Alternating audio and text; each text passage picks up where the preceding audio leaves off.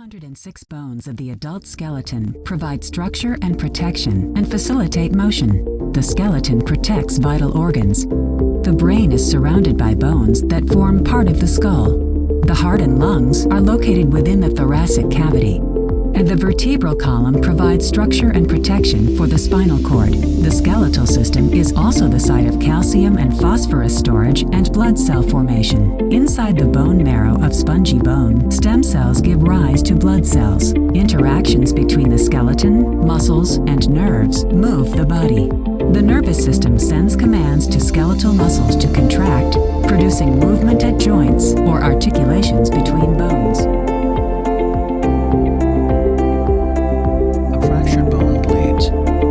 Repair begins as, over a period of hours, blood at the fracture site clots and forms a hematoma. The healing begins as osteoclasts in the area remove dead bone tissue, while fibroblasts penetrate the area and build a fibrocartilaginous callus that bridges the broken bone. Over many weeks, osteoblasts transform the callus into bone. Continued remodeling and the mechanical stress put on the bone creates and shapes new bone.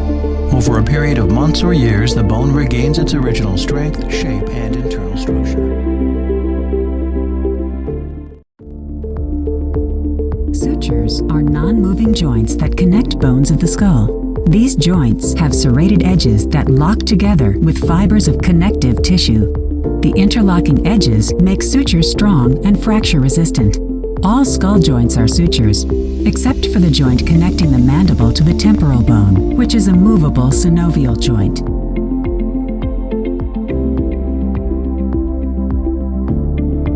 During embryonic development, cells called chondroblasts begin secreting cartilage that develops in the shape of the skeleton's long bones.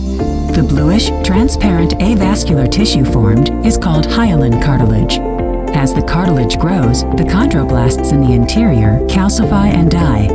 Blood vessels penetrate the structure and deliver osteoblasts. These cells lay down bone material. As the cartilage ossifies and spongy bone forms, a medullary cavity develops.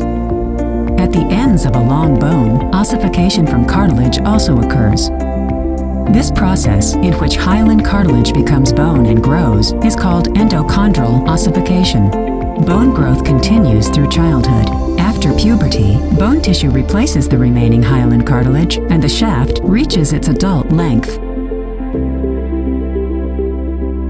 In the skeletal system, cells called osteoclasts constantly remove old bone, while osteoblasts generate new bone. When bone tissue is lost faster than generated, bones can weaken and break.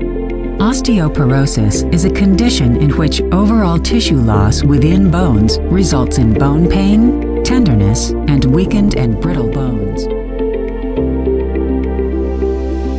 Development of the skeleton's flat bones begins as certain mesenchymal cells at specific points within embryonic fibrous connective tissue develop into osteoblasts. The osteoblasts cluster together, secrete bone matrix, and develop into osteocytes that deposit calcium and other mineral salts that harden the forming bone matrix. The bony regions spread out into thin columns called trabeculae and form spongy bone tissue. A fibrous covering called the periosteum forms on the surface of the bone, and a layer of compact bone tissue replaces the upper layers of spongy bone. This process, in which flat bones develop from connective tissue, is called intramembranous ossification. As the body moves, the vertebrae of the spine move against each other as gliding joints.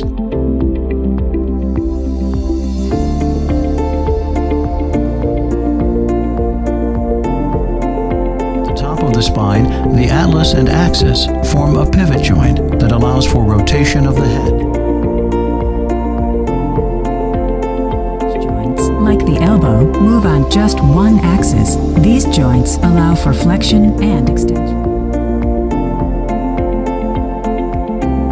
The wrist joint is a condyloid joint that allows for circular motion, flexion, and extension. Ball and socket joint, found in the shoulder, is a freely moving joint that can rotate on any axis. In the hand, the thumb's saddle joint lets the thumb cross over the palm, making it opposable.